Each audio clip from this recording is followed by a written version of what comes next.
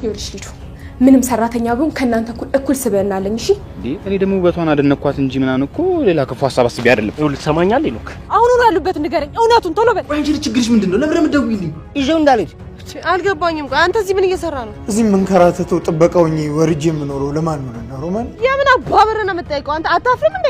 ደግሞ በጣም ናፍቀኸኝ ነበር ማለቴ።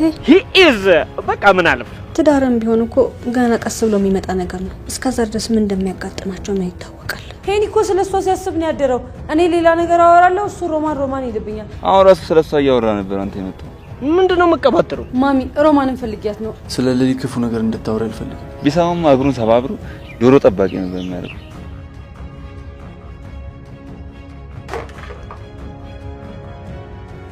ሰራተኛው አደይ ክፍል 282 ተለቋል። ውዶችዬ እንግዲህ የአደይ እናትና እህቷ መተዋል። ውዶችዬ አደይም እንግዲህ በሰላም አግኝታታለች። እንግዲህ አደይና በዴቭ መካከል እንዲሁም በእህቷ መካከል ችግር ተፈጥሯል። ውዶችዬ እንግዲህ ይሱን የምናየው ይሆናል ማለት ነው። እንግዲህ ዶክተር ሄኔና ዲያመንድ ተጣልተዋል። እንግዲህ ሩታና ማለቴ ሮሜና ሊዱ ተጣልተዋል። ውዶችዬ እንግዲህ የአደይና የዴቭ ድግስ እየተዘጋጀ ነው። ነገር ግን በመሀል የተፈጠረ ችግር አለ። ውዶችዬ ቪዲዮውን እስከመጨረሻው እዩት። ሰላም ውድና የተከበራችሁ የቻናሌ ቤተሰቦች እንዴት ናችሁ? ነው ያለው እግዚአብሔር ይመስገን ሰላም ነኝ። ሰላማችሁ በክርስቶስ ብዝት ይበልኝ። ለቻናሌ አዲስ የሆናችሁ ሰብስክራይብ እንዲሁም ደግሞ ላይክ ሸር አድርጉልኝ። ሀሳብ አስተያየት ካላችሁ ኮሜንት ላይ አስቀምጡልኝ። እንግዲህ ባለፈው ክፍል እንዳየነው አደይና ማለቴ አደይ መናኸሪያ ላይ እየጠበቀቻቸው እንግዲህ እናትና እህቷ መጥተዋል ማለት ነው። ነገር ግን አደይ ያው እየጠበቀች ስላላገኘቻቸው ያው ኩኩሻ መንገድ ላይ ተቀብላ ከቤት ድረስ ወስዳቸዋለች ማለት ነው።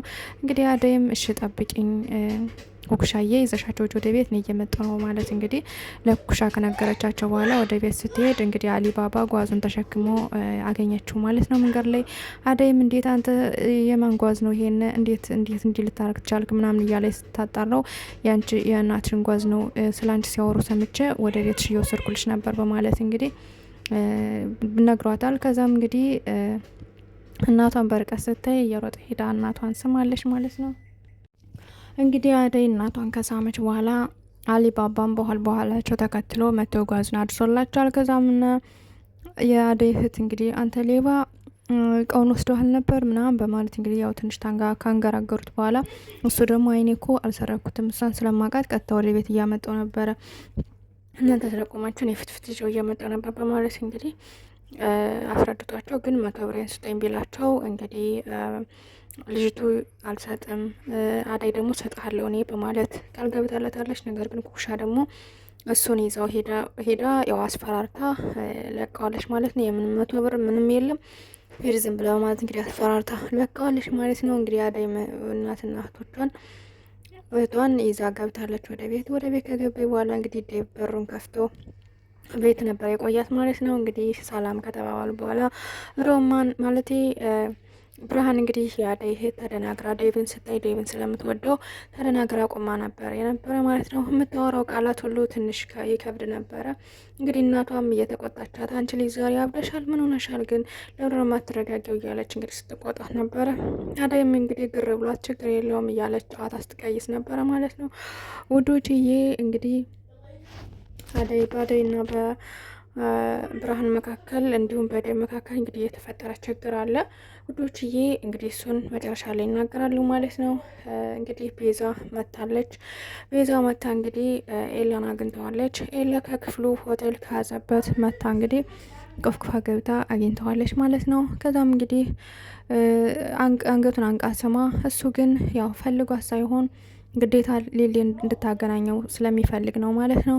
የፈለግሽውን ነገር ስትሻለው ግን ሊሊ እንድታገናኝ አፈላልገሽ መኖሪያዋን በማለት እንግዲህ ለሷ ገንዘብ በባንኳ አስተላልፎላታል ማለት ነው። ቤዛም እንግዲህ አታስብ በማለት ቃል ገብታለታለች። ነገር ግን እየተጫወተችበትና እየደለለችው ነው ማለት ነው ውዶችዬ። ኤላ እንግዲህ ወዶ አይደለም ከሊሊ የራቀው ታሞ ካናዳ ሆስፒታል ነበር የነበረው። ምክንያቱም በዛ በታመመበት ወቅት ደግሞ ሊሊ አታውቅም ከሷ አስበልጦ ሌላ ሰው ጥሏት እንደሄደ ብቻ ነበር የምታውቀው ማለት ነው።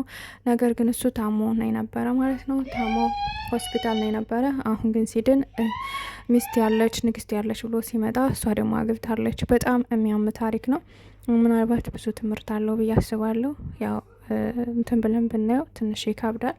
እውነት ታሪክ ነው የሚመስለው ማለት ነው። ለማንኛውም እንግዲህ ኤላ በርታ በል፣ ጠንከር በል። ሊሊዬ እንግዲህ የራሷን ህይወት ጀምራለች። የራሷን ህይወት አዲስ ህይወት መስረታለች። ኤላ እንግዲህ ጠንከር ብለህ የራስክን ህይወት መጀመር አለብህ ማለት ነው። ወደ ነበርክበትን ብትመለስ ይበልጥ ታገግማለህ ብዬ አስባለሁ ውዶችዬ። ለማንኛውም እንግዲህ ሊዱ እንግዲህ ቀጥታ ወደ ቤት ተመልሳ ሮማን ተቆጣታለች ማለት ነው። ሮማን ተቆጣ እንግዲህ ምን ሆነሽ ነው ከሄኒ ጋር ምንድን አይተሽ ነው ምንድን ብሎሽ ነው ወይም ደግሞ እንዴት ብለሽ ታይተሽ ነው እሱ ቆንጆ ናት ምናምን ብሎ ያለኝ፣ ስለዚህ የሰው ፍቅረኛ አትቀሚ፣ ከሱ ጋር ያለሽን ግንኙነት አቋርጭ እያለች እንግዲህ ዝም ብላ በስማ በለው ስለፈልፍ ነበረ። እንግዲህ ሮማንም እኔ ሲጀመር ሄኒ የሚባል ሰው አላቅም፣ እባክሽ ተይኝ፣ እንትን ያላለ አታውሪ እባክሽ ተይኝ፣ እኔ ስጀምር ልጁን አላቀውም፣ አጋጣሚ አንቺን ብሎ ስለመጣ ነው ያየኝ እንጂ በፍጹም አይቸውም አላቅም ካሁን በፊት በማለት እንግዲህ ነግራታለች። ከዛም እንግዲህ ያልሆነ ወሬ ስታወራለ ጥፊ መታ ትወታለች ማለት ነው። እንደዛ ካለች በኋላ ወደ ሳሎን ስትሄድ እትዬ ስለነበረች እትዬ ደግሞ ነስኪ ሮማን ምን ተፈጥሮ ነው ነስኪ በማለት እንግዲህ ስታወራት ነበረ። እንደናቀርባ እንግዲህ በጣም ከፍቶኛል እያለችም ሮማን ስትነግራን ነበር። እንግዲህ እትዬም ልክ እንደናቱና አይዞሽ የኔ ውድ ችግር የለም እኔ ከጎንሽ ነኝ፣ ምንም ነገር እንዳይከፋሽ አታስቢ እያለች እንግዲህ ስትላት ነበረ ማለት ነው። እሷም እንግዲህ እንደገና ፈገግ ብላ እሺ እትዬ እርስዎ ስላሉ በጣም ደስ ብሎኛል፣ እርስዎ ስላሉ ነው እስካሁን ራሱ የተቀመጥኩት፣ ስለዚህ በጣም አመሰግናለሁ ማለት እንግዲህ ስታመሰግናት ነበረ። እንግዲህ ሊዱ ዝም ብላ ተቃጠለች ማለት ነው ውዶችዬ። እንግዲህ ዶክተር ሄኒ መንገድ ላይ ሲሄድ አጋጣሚ ዲያመንድን አግኝቶት ነበር። ዲያመንድን ካገኘ በኋላ ሰላም ብሎት ቁጭ ብሎ እያወራ እያለ እንግዲህ ስለ ሮማን አንስቶ ሮማን በጣም ቆንጅዬ ልጅ አለች ከናሹ ግቢ እያለ ሲናገር፣ ቆንጅዬ ልጅ አይኗ ሲያምር ከንፈሯ ምናምን እያለ ሲል እንግዲህ ዲያመንድ ተናዶ አንተ በእሷማ ቀልድ የለም በእህቴ ቀልድ የለም በማለት እንግዲህ አስፈራርቶታል ማለት ነው። እንዲሁም ሊደበድበው ሲል ኪንጎ አስጥሎታል ማለት ነው ውዶችዬ። ትንሽ ይከብዳል እንግዲህ ዶክተር እዩ ሩታን አስታውሷታል። ሩታ የሩታ ፍቅር እንግዲህ ወሶሶታል ማለት ነው ማለት ነው። ሁሌም እየመጣች የምትጨቀጭቀው፣ ሁሌም እየመጣች የምትረብሸው ያን ነገር እያስታወሰ ለካ አንቺን ሳታስቢው እኔ ጎድቼሻለሁ፣ እኔ ግን አደይን ነበር ምወድ እያለ አደይን ነበር ምወድ፣ ነገር ግን የአደይን ፍቅር ብዬ አንቺን ግን አላስታወስኩሽም፣ አንድ ቀንም እንትን ብዬሽ ረጀሽና ግዤሽ አላቅም ነበር፣ ለካ አንቺ በጣም ተጎድተሻል በማለት እንግዲህ እያስታወሳት ነበር። ስትለው የነበረውን ሁሉ እያስታወሰ ወደኋላ መለስ ብሎ ሲያይ ነበር ማለት ነው ውዶችዬ። እንግዲህ ሄሉ ትንሽ ችግር ገጥሟታል። ሄሉ እንግዲህ አበበ የድሮ ፍቅረኛው እየረበሸችው እየደወለች እባክህ እንገናኝ፣ እባክህ ላገኝ እያለች ትደውልለታለች ማለት ነው። እሷ ደግሞ እንግዲህ ሄሉ ተደብቃ ስታየው ነበረ። ከዛም እንግዲህ አንድ ቀን ተደናግጦ በቃ መሄድ አለብኝ፣ ለባብሽ መሄድ አለብኝ፣ ስራ አለብኝ በማለት ሲወጣ ተከትለው እየሄደች ከእሷ ጋር ሲያወራ፣ ነገር ግን እሷን እንደማይፈልጋትና ሄሉ እንደሚወዳት እንደሚያፈቅራት እየነገራት፣ ግን አንድ ቀን ተገናኝተው ነገሮችን መቋጨት እንዳለባቸው እንግዲህ ሲነግራት ነበረ። ሄሉም እንግዲህ ዝም ብያ አልመለስም ብላ ተከትለው ስትሄድ ነበር ማለት ነው። ቀጣይ ክፍል ምን ይፈጠራል የሚለውን አብረን እናያለን ውዶችዬ። እንግዲህ ዶክተርና ኤላ ተገናኝተዋል። ኤላ እንግዲህ ዶክተር ሄኒን ፈልጎ መጥቶ ነበረ። ነገር ግን ዶክተር ሄኒ ስልክ ማያነሳም፣ ስለዚህ ቢዚ ሆኖ ነው መሰለኝ እና ነግረዋለሁ እንደመጣ በማለት እንግዲህ አንዳንድ ነገር ካወሩ በኋላ ከዶክተር እዩ ጋር ተለያይተዋል ማለት ነው ውዶችዬ። እንግዲህ አደይና ዴቭ እንዲሁም ደግሞ የአደይ እህት የተፈጠረው ምንድን ነው መሰላችሁ? አጋጣሚ አደይ ቡና እያፈላች ነበርና ዴቭ ደግሞ የሆነ ቦታ ደርሼ ልምጣ በማለት ወጥቶ ሲወጣ እንግዲህ ማለቴ የአደይ እህት ብርሃን ተከትለው ወጣችና ዴቭ እኔ እኮ ወደዚህ የመጣሁት አንተ ስለናፈቀኝ ነው ምናምን በማለት እንግዲህ እንክዳ ወገቡን አቅፋ እንደዚህ እንትን ስትል ከደረቱ ተጠግታ ስትል አደይ እንግዲህ አጋጣሚ ውሃ ልደፋ ስትወጣ አይተዋለች ማለት ነው።